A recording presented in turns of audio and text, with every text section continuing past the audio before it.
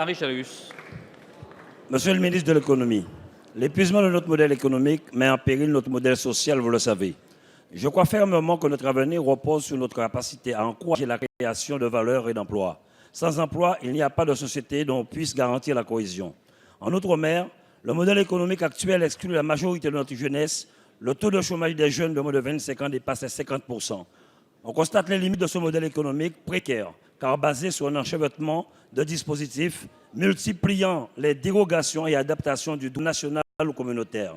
Cette incertitude, on la retrouve aussi dans la concrétisation des grands projets structurants, à l'instar de la reconstruction du CHU de Pointe-à-Pitre, du palais de justice ou de la prison de Basse-Terre et de Bémao. Nous devons, j'insiste, veiller à ce que les retombées de ces chantiers en termes d'emploi local soient optimisées.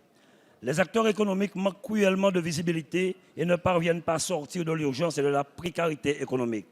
Cela n'aide pas à favoriser l'emploi. Les entreprises ont besoin de cohérence sur le long terme pour investir et embaucher. Alors que les entreprises des DOM subissent de plein fouet la crise économique, les évolutions du dispositif d'exonération des charges entrevues par la présentation du budget d'outre-mer dans le cadre du PLF 2016 inquiètent. Comment donner de l'espoir aux entreprises des DOM alors que ce coup de rabot semble contradictoire à l'objectif souhaité par le président de la République qui rappelait mi-septembre son attachement à la compensation en outre-mer des handicaps structurels. Monsieur le ministre, pourriez-vous répondre à l'inquiétude de la majorité des entreprises en outre-mer, notamment les très petites entreprises qui constituent notre principal levier en termes de création d'emplois?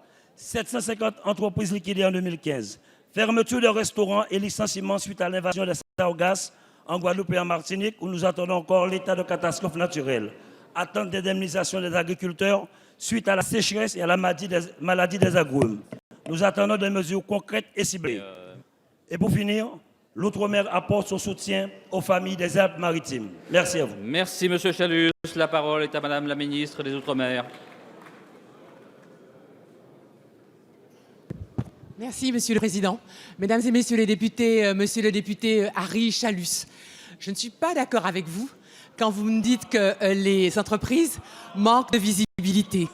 Il me semble que depuis 3 ans, les budgets que nous présentons chaque année montrent bien que ce gouvernement tient ses engagements à l'égard des Outre-mer et continue à considérer les Outre-mer comme une priorité. Vous le savez très bien, nous avons pour les entreprises fait beaucoup. Allègement des cotisations famille, CICE à 9%, exonération de charges renforcées pour les entreprises qui sont soumises à la concurrence. Par conséquent, cette année, ce sont 200 millions d'euros de plus qui bénéficieront aux entreprises. Je dois vous dire que je m'étonne qu'elles manquent de visibilité alors que nous avons voté la prolongation de l'octroi de mer. Vous savez aussi que nous avons prolongé cette année le dispositif de défiscalisation. Vous avez vu aussi que cette année, nous allons préserver la LBU et que donc nous soutenons les logements sociaux. Cette année, comme l'année précédente, la priorité que nous avons définie pour la jeunesse est maintenue.